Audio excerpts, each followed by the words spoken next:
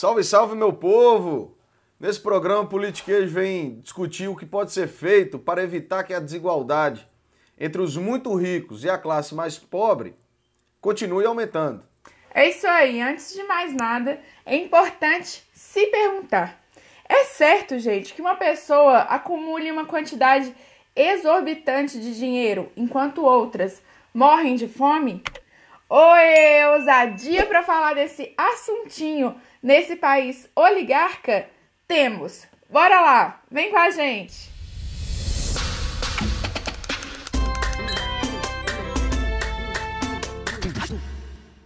Amigas e amigos, é fato que a acumulação de riqueza e a construção de grandes fortunas sempre estiveram presentes na história da humanidade. A equipe de pesquisa e redação aqui do Politiquejo foi estudar sobre isso e encontrou documentos que relatam que desde as guerras da Idade Antiga, quando os vencedores se apossavam da riqueza dos vencidos, já se percebia a problemática das grandes fortunas. Pois é, desde lá atrás, os detentores do poder que tinham influência junto ao Estado e também aqueles que possuíam grandes riquezas não eram obrigados a pagar tributos. Ou seja, Laura, desde a Idade Antiga, os mais ricos e poderosos pagam proporcionalmente menos impostos. E aqui, falar com vocês, o Brasil está entre os países que mais proporcionalmente taxam quem? Adivinha? Pois é, a população pobre. Aqui, quem tem menos paga mais. Isso acontece porque a carga tributária brasileira está concentrada nos impostos indiretos, que consistem em taxas sobre o consumo inserida ali nos preços de toda e qualquer mercadoria. Pra vocês terem uma ideia, segundo dados levantados pela Associação Nacional de Auditores Fiscais da Receita Federal e pela Federação Nacional do Fisco Estadual e Distrital, 49,7% dos impostos do país são recolhidos dessa forma. E qual é o resultado? Com essa política tributária, apesar de indivíduos com rendas diferentes pagarem a mesma taxa nos produtos consumidos, o peso no bolso de cada um é muito diferente. Presta atenção, gente.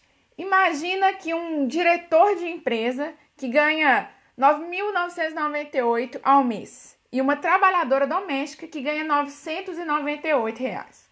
Se ambos comprarem uma cesta básica no valor de 280, e supondo que 99,98 desse valor correspondesse a impostos indiretos, 10% da renda total da trabalhadora doméstica seria revertida em imposto sobre o consumo desse produto. Só que para o executivo, isso comprometeria apenas 1% do total do seu salário.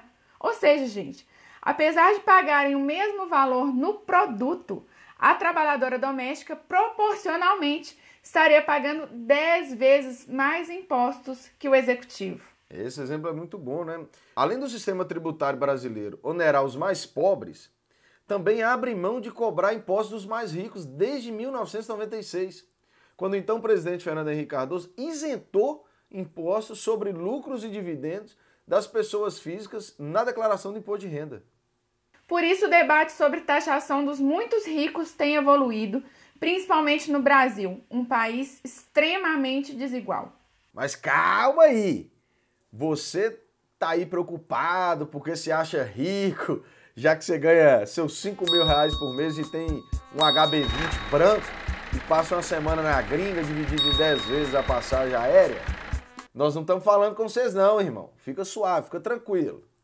Observação, verdades difíceis de engolir.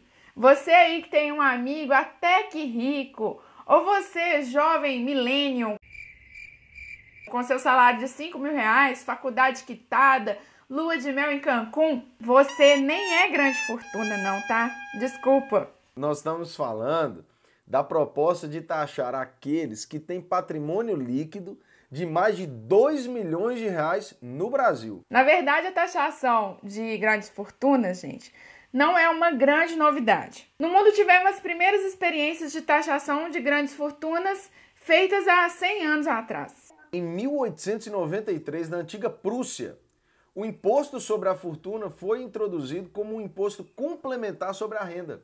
Em 1922, a República de Weimar instituiu o imposto sobre a fortuna. E assim, o imposto sobre grandes fortunas tem um ideal de justiça fiscal por dentro da sua lógica. É claro que podemos resumir assim: quem pode mais, deve pagar mais. E essa justiça fiscal está relacionada à discussão ideológica que pontuamos. Hoje, podem se definir dois principais tipos de impostos que são cobrados sobre a riqueza. Os aplicados periodicamente sobre a riqueza de uma pessoa, denominado Imposto sobre Riqueza Líquida, e aqueles aplicados esporadicamente em uma transferência de riqueza, denominado Imposto sobre Heranças ou Doações. Para a gente entender melhor, podemos resumir assim: o imposto sobre a riqueza líquida é calculado sobre o valor líquido do patrimônio do contribuinte, tirando os ônus e as dívidas, né? Já os impostos sobre heranças e doações devem incidir sobre a transferência da riqueza e são calculados sobre o valor líquido dos ativos transferidos. No caso de causa-mortes, quando alguém morre, né, pode-se tributar o valor total da herança ou do espólio, que é o que fica, né? Ou tributar, na verdade, o valor da propriedade recebido por cada herdeiro. No caso brasileiro, o Imposto sobre Grandes Fortunas é o único imposto previsto na Constituição de 1988 que ainda não foi instituído, gente. Mas já há hoje 23 projetos de lei em tramitação na nossa Câmara dos Deputados, cujo objeto é a tributação sobre grandes fortunas, seja por meio da instituição propriamente dita do Imposto sobre Grandes Fortunas, ou pela criação de uma contribuição social sobre as grandes fortunas. Isso mesmo. Obviamente, existem argumentos contrários às taxações. Muitos dizem que o que vai ocorrer é que os ricos transferirão seu capital para países com menor tributação ou paraísos fiscais e converterão seu patrimônio em ativos menos tributados. Também se argumenta, sobre o alto custo administrativo de instituir um imposto desse. No entanto, meus amigos, o ponto é que, em geral, os países que aboliram esse imposto possuem outras formas de taxar os ricos, como elevada tributação sobre a renda e sobre rendimentos decorrentes de ativos financeiros, o que não é o caso do Brasil. Já a experiência nos países que ainda conservam o imposto sobre fortunas mostram que o imposto possui um bom potencial arrecadatório, inclusive com a elevação da arrecadação e do número de contribuintes nas últimas décadas. Vamos para uns exemplos aqui. Pelo que pesquisamos, o caso mais emblemático de taxação de grandes fortunas é o da França. #desculpa Brigitte, né? Entre idas e vindas, o imposto sobre a fortuna imobiliária de 2018 foi precedido pelo Imposto de Solidariedade sobre a Fortuna de 1989, cujo antecessor, por sua vez, data de 1945, o Imposto de Solidariedade Nacional. Os opositores do imposto, por vezes, o atacam pelo seu caráter ideológico e afirmam que a concentração de renda é inerente ao liberalismo. É isso mesmo, meus amigos. Se você achava que não, pois fique sabendo que nós vivemos num modelo de liberalismo econômico. Outro ponto que os detratores gostam de destacar é que a evasão fiscal na França aumentou por causa desse tipo de imposto. E por outro lado, os defensores da taxação de grandes fortunas também destacam o seu caráter ideológico, mas para defendê-lo como forma de diminuir as desigualdades propiciadas pelo liberalismo econômico que vivemos. Contudo, não é incomum que seus defensores critiquem a forma como o imposto foi construído. O fato concreto mesmo é que esse imposto arrecadou para a França 5,22 milhões de euros em 2015, algo em torno de 20 milhões de reais. Entre vários países que já adotaram esse imposto e o abandonaram, estão Japão, Itália, Áustria, Irlanda, Dinamarca, Alemanha, Luxemburgo, Finlândia, Suécia e Grécia. Mas então tá claro que esse imposto não serve para nada? Você pode dizer, né? E eu te respondo, calma aí, meu jovem. É importante entender que nesses mesmos países existem outros impostos, como a tributação progressiva de patrimônio, de renda e de transmissão gratuita, como as famigeradas heranças. Percebe que não é tão simples assim? Talvez o maior defensor atual da taxação de grandes fortunas seja o economista francês Thomas Piketty. Segundo ele, um dos pontos principais é que o imposto funcione de uma forma de grande colaboração multilateral entre os países, o que dificultaria evasões e movimentações para paraísos fiscais. E sabe quem é que está apostando nisso? a pré-candidata à presidência dos Estados Unidos, a democrata Elizabeth Warren. Sua proposta é a de que os donos de fortunas entre 50 milhões e 1 bilhão sejam taxados em 2% e quem tem mais de 1 bilhão seja taxado em 3%. Mas nos Estados Unidos existem 2 pontos centrais que confirmam esse tipo de imposto. O primeiro é que o país exige operadores financeiros informações sobre os seus cidadãos. Aí você me pergunta, mas se o camarada quiser sair dos Estados Unidos? Ele pode, mas aí ele deve abrir mão da sua cidadania. Sentiu o drama? É na proposta em questão, além da cidadania, o cidadão deverá pagar, gente, 40% de toda a sua fortuna. E o que nós aqui do Politiquês, podemos constatar é que aparentemente não há consenso sobre a taxação de grandes fortunas, nem do aspecto técnico de como aplicar o imposto, nem do aspecto ideológico. Não deixa de ser interessante, todavia, notar que a linha entre os que defendem e os que refutam parece ser sempre a mesma, que é social versus individual.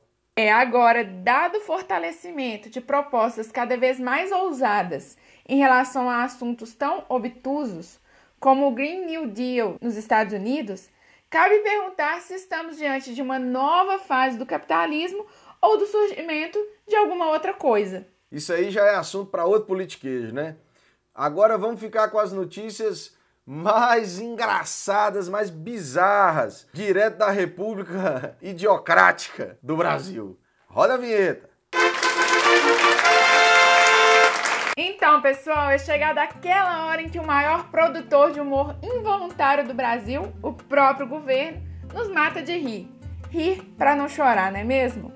Pessoal, semana passada, a Rosângela Moro, cônjuge do... Adivinha quem é, João? Aquele boquinha de toca CD, Isso aí, cônjuge do nosso isoladíssimo porta-CD, postou uma imagem no Instagram e na legenda ela se gabava de cuidar do seu cônjuge e terminava com sofríveis dizeres: "Sorry, feministas". Na mesma legenda, ela se autoparabenizava por trabalhar e pagar os boletos. Hello, Brasil! Se você trabalha fora, querida, se você aprendeu a ler, cursou uma faculdade, usa calça, paga boletos, agradeça as feministas. São as mulheres organizadas, as que fizeram uma balbúrdia ali, por exemplo, para pressionar o governo Vargas, é que hoje a gente tem o direito ao voto, por exemplo. São justamente as feministas que nos permitiram chegarmos todas vivas e com os nossos direitos minimamente assegurados até aqui. Então, amiga... Não tenho como te defender. Não tenho como ficar do teu lado. A cônjuge brilha, velho? Ainda nessa semana, o presidente Bolsonaro disse que só vai aceitar a ajuda do G7 para combater as queimadas na Amazônia se o presidente da França, Emmanuel Macron, se desculpar pelos insultos, ditos ao presidente brasileiro. Quem entende a cabeça de Bolsonaro? Primeiro ele ofende a companheira do Macron e depois quer que o presidente francês se desculpe para fazer o grande favor do Brasil aceitar a ajuda financeira do G7 para resolver as queimadas da Amazônia, que o próprio Bolsonaro incentivou desde sempre. É uma mistura radioativa de que uma autoestima na porra, junto com esquizofrenia, não dá certo, Lara. Não dá certo mesmo. E para fechar com chave de ouro, uma má notícia para quem chipava o casal Bolsodória. Depois do governador de São Paulo afirmar, tempos atrás, que jamais se alinhou com Bolsonaro, dessa vez foi o presidente que acusou Dória de mamar nos governos do PT, em referência ao fato de Dória ter comprado um jatinho com subsídio do BNDES durante os governos do PT. Não, o Bolsonaro é tão cabuloso que ele consegue, ao mesmo tempo, afastar possíveis aliados numa eleição futura e continuar com essa obsessão de falar do PT, só que ele não faz uma coisa, isso é certo, ele não governa. Da nossa parte aqui, queremos mais é ver o fogo no parquinho dos golpistas. Taca fogo no parquinho. É isso aí, briguem, otários, enfim. Então, pessoal, aqui termina mais um Politiquejo. Siga a gente no YouTube, ative o sininho para receber notificação, assine o canal e nós estamos aí. E nós estamos também no podcast, no SoundCloud. Sigam a gente em todos esses canais. Isso aí, galera. Até semana que vem. Siga a gente aí, Twitter, Instagram, Facebook, tudo. Divulga o link, vamos fazer o trem rodar, beleza? Até semana que vem. Um abraço. Até mais!